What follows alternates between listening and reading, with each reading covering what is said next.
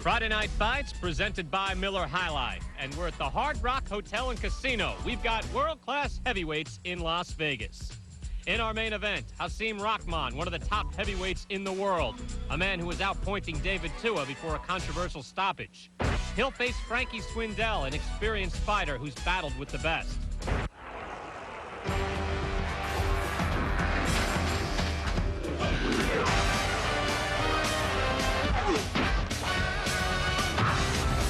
We are set for tonight's main event here on Friday Night Fights on ESPN2, presented by Miller High Life. We are at the Hard Rock Hotel and Casino in Las Vegas, Nevada, and we have heavyweights for you.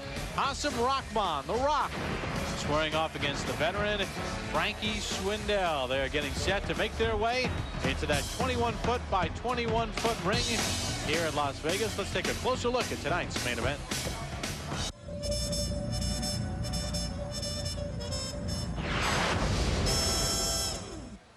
Matchup Hasim Rahman against Frankie Swindell, and you find Rahman is 9 years younger. He's got the better record. He's 3 inches taller. He's ranked. Swindell is not. He's even got a nickname, The Rock. Swindell has none. Offensively, I give Hasim the edge based on his better jab, faster hands, and more powerful punches. He's experienced against tough opposition, so it would seem easy pickings for Rahman. Not so fast. Swindell is smart, tough, and experienced, but sometimes he does just enough to lose. If Swindell starts early, stays busy, and doesn't give away rounds, he can make things quite interesting. The strategy for each man is simple. For Swindell, it's to get inside. His size dictates that. He'll try to back up Rahman with a stiff jab, allowing him to move in. Once inside, he'll try to rock the Rahman with body punches and lean his 246 pounds on him, trying to wear him down. Defensively, these guys are pretty even. If Swindell is to make the fight last into the later rounds, he'll need to utilize his defensive advantage of slipping punches. As Frankie knows, leather does not taste good. Head movement means survival for Swindell.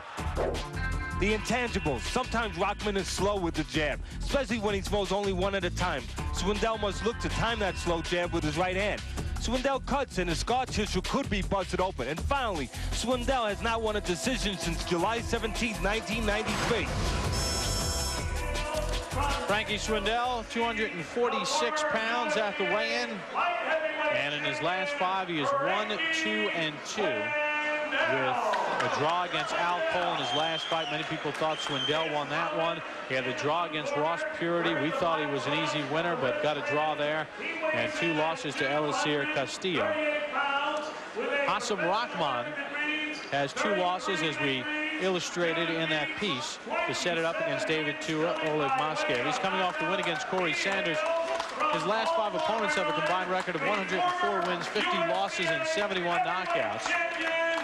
So he sandwiched a pair of wins in between around the Moskev loss. We saw him here on Friday Night Fights against Michael Rush. The referee is Richard Steele. The unified rules will be used as they are in the great state of Nevada. Headed by Mark Ratner and the rest of the commission. They do a fine job. No 3 knockdown rule, no standing 8 count. Fighter cannot be saved with a bell in any round. Or the referee can stop at accidental fouls. They'll go to the scorecards after 4 rounds are complete. The judges, Chuck Jumpa, Bill Graham, and Art Lurie. Hasim Rahman just ready to go. When he was asked about the David Tua situation, he says, forget about it. I had that fight won. We'll hear more about that. And then Frankie Swindell, well, he continues to box for a higher cause. He works with the North Nashville Viking football organization, and he says he's going to keep boxing until he can raise enough money so that organization and the kids can have their football program run on their own. Well, this fight is really up to him. If he comes not to do enough to lose, because he's a wily guy, he's been in there with everybody, fought 5 former world champions. This guy been around the block 400 times. But he has to come with a desire to win, not do enough to lose. And then it could be really interesting. They felt he went underwent a rebirth of his life back in 1997. He says the old Frankie is gone. He's focused. He's been in against everybody, as we illustrated.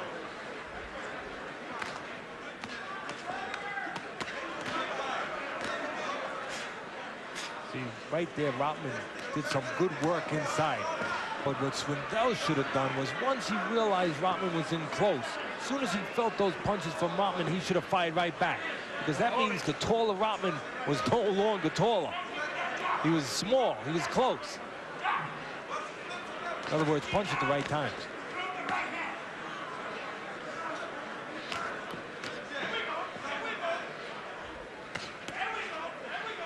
So right now, Rahman using that jab. Some people are going to say, well, he's dropping a little bit. The reason he's getting away with it, he's throwing it at the right distance. He's fully extending it, being he's taller. Even though he drops it, there's no danger of getting counted. Because he's out of range. But if he throws it low from too close, then he can get counted with the right hand.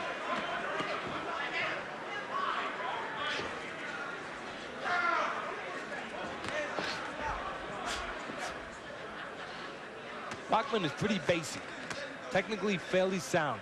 Guy with very little amateur background, doesn't do anything great, but does everything fairly sound, technically solid. Jab, sets up the right hand. On the other hand, Swindell had 400 amateur bouts.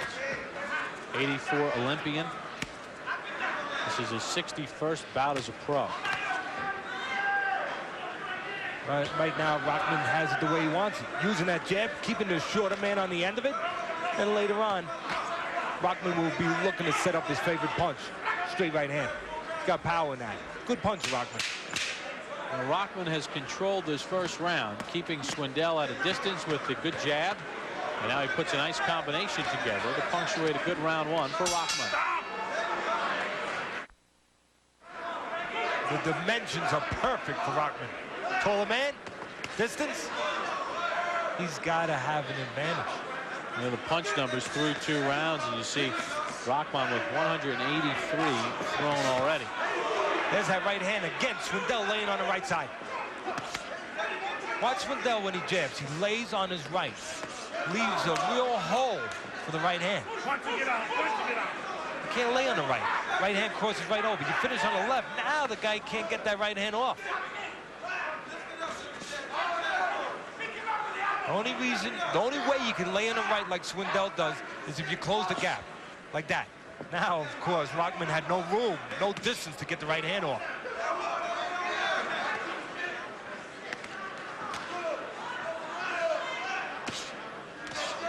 No fire right now in the belly of Swindell.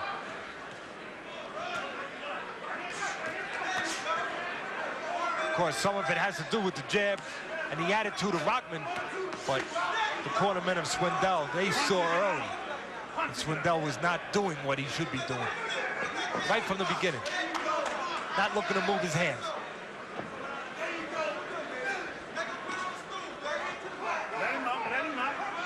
This is where Swindell has to punch. Why did he not punch when he was inside with the taller man? Because he's got an attitude of a guy just going rounds, maybe. Not a guy who wants to win. He's up and down with his attitude, Swindell. So far tonight, he's been down. Swindell tried a right hand that was. Bounced the left. Yeah, he can still be dangerous in there because he's durable, he's experienced. And when he's in close, which he was for that moment, he'll throw short punches in between if you throw something wide. He'll look to time you, in other words. Like right here. When he's close and Rahman is throwing, Swindell will look to time and punch with him. Rahman in control through 3. Round number 4 underway. Frankie, Swindell, Hasim, Rahman. And Rahman throwing at least twice as many punches per round than Swindell. And landing 3 times as many per round through the first 3 rounds. Now, Teddy, at this point, with Rahman in control, pumping the jab, shooting the right hand, Swindell not offering much resistance or throwing much back, you want to now see more out of Rahman? Yeah, you can argue that. You can say, hey, you know, why fix it when it's not throw? Why risk anything by overdoing it? Maybe if he overdoes it, he gets too close, gets in position where Mr. Swindell can get something off. But he has to get himself back in position. And you know what? Without risk, you don't gain anything special in this world or in this business. So he has to do a little bit more and still be responsible.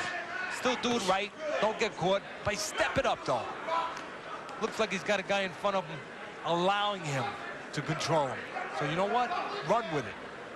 Take it as far as you can take it. The guy's giving you an opportunity to step it up and maybe find a way to get him out. Well, your responsibility as a pro, find that way. Do it right and find the way. And there's that left from Swindell. Yeah, that's where he's dangerous, Swindell. And even though he's moved up from a light heavyweight early in his career, he can still punch. Doesn't knock out many heavyweights, though, but he can still get your attention. And he punches at the right time. That's where he's dangerous. Right in here. They hit time you. When you're throwing something, he'll throw in between. That's that experience. He's not afraid to throw in between punches. Less experienced guy would be worried. And he wouldn't throw in between. He'd throw a little bit too late after you already got your hand back. The guy who's experienced, he's not afraid to look the lion right in the mouth. Put his head in there.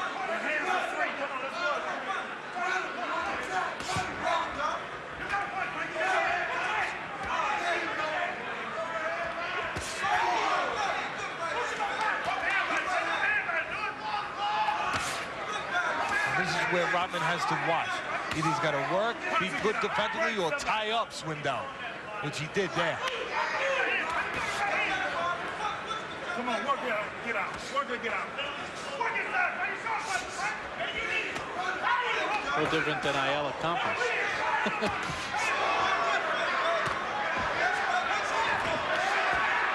Now Swindell trying to punch between. Rahman has to be careful he doesn't throw too many punches from the middle. I think Swindell lost his mouthpiece. Swindell with a left hand. Right to the ear, and a left from Swindell. Yeah, he's starting to wing him. And that's what he does, he wings him. Well, Rahman's been controlling the rounds, but Swindell, the experienced guy, picks spots to throw. And when you pull straight back, that left hook can be effective. And when you start winging punches like that, well, Swindell had a couple spots there where he was able to connect with some leather.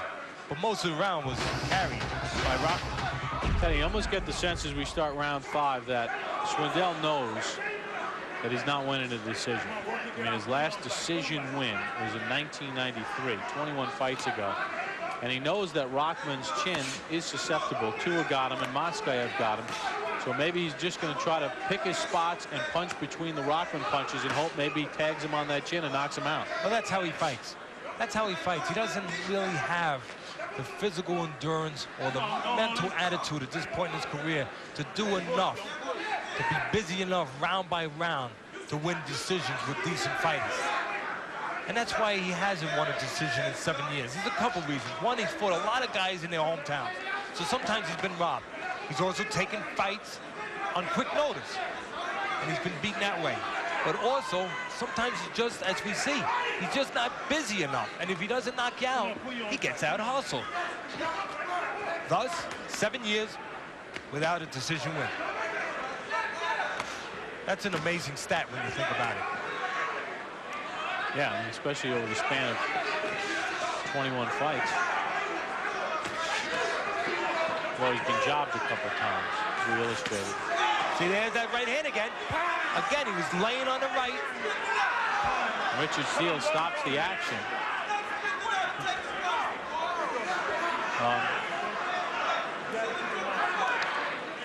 I'm going to just Mark Ratner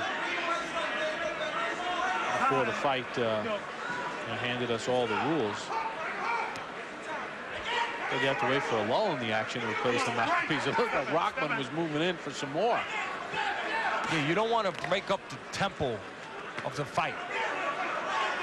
According to the rules, the referee will wait to replace the mouthpiece at the first opportune moment. That was inopportune for Hasim Rahman. Again, you can see why Swindell has gone 7 years without winning a decision. He fights in spots. He can be dangerous in spots, but with a good fighter, that will not be enough to win decisions. Second time Rahman warned for a low glove. The right hand was low. You mentioned Swindell with all that amateur experience. competed for the '84 Olympic team. Of course, defeated in the trials by Virgil Hill.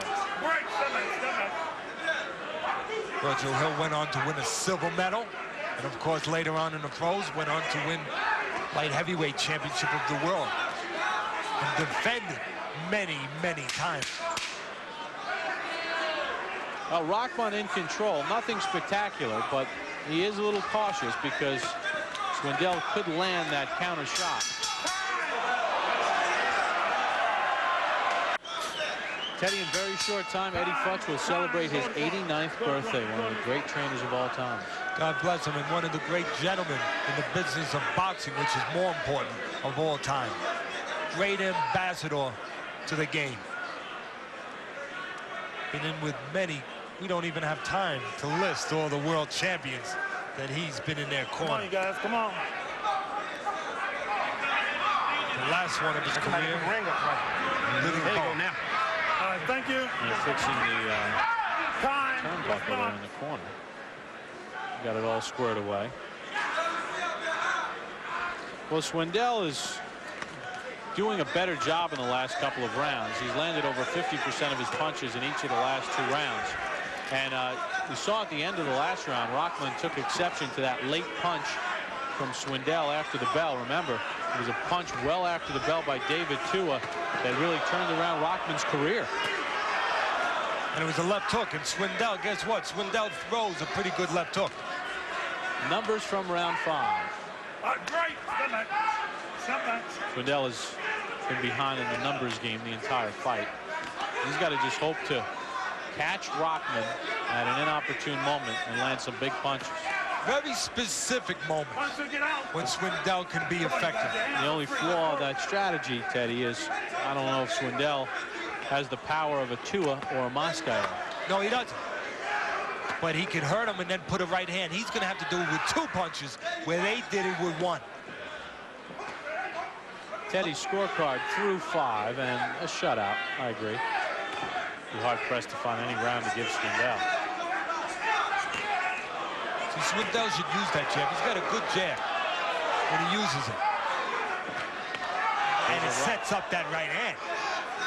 It closed the gap for him. It set up that nice right. But Swindell is too lazy to do that consistently. And Swindell able to exploit and maybe expose a couple of flaws in Rahman's game. Well, Rahman, when you get close to him, he'll stand straight up. Sometimes he'll pull straight back. And when you have a left hook like Swindell and a man pulls back, well, it's made to order. Just missed that time. Because the left hook is a little long, and the guy pulls back, he'll go right into the left hook. Right. Allow the left hook to have the range to be successful. These are spots where Swindell will look for that left hook, and he just did. Yeah, he got it inside, and that caught the attention of Rahman. No, you can see the spots. Rahman's got to see them though. You can see where that time he was over anxious. Right.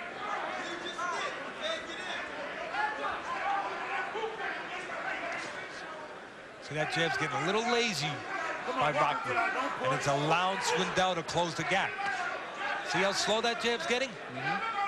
Two things are happening. It's allowing Swindell to get close, and late it might allow Swindell to time a right hand over that lazy left.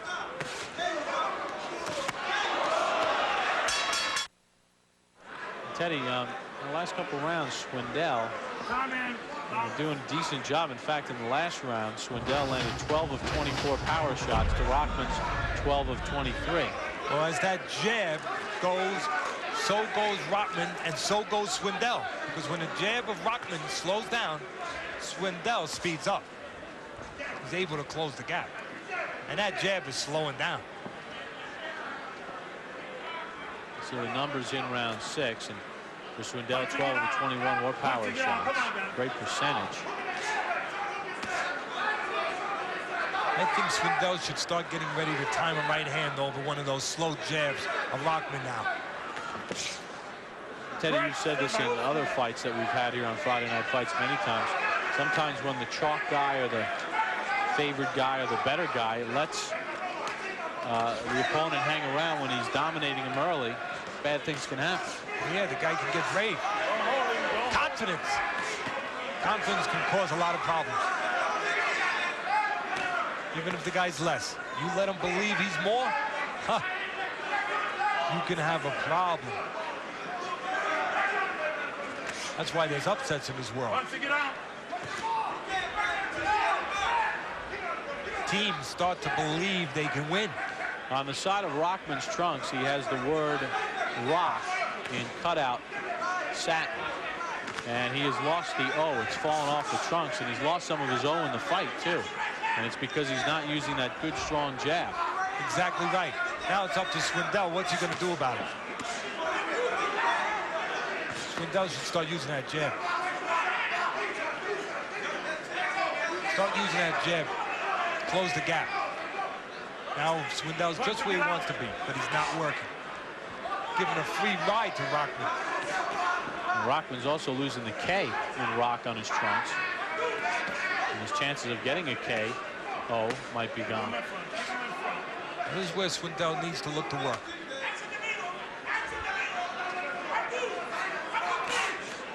Obviously, but he's not.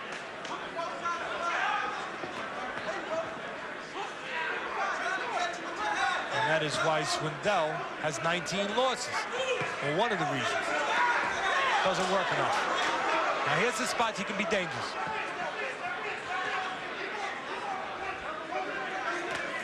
In these spots, Rahman can stand a little straight up, allow Swindell into punching room, and Swindell's going to look for a spot here.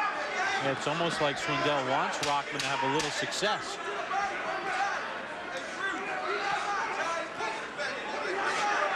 Swindell's taking a lot of punishment here.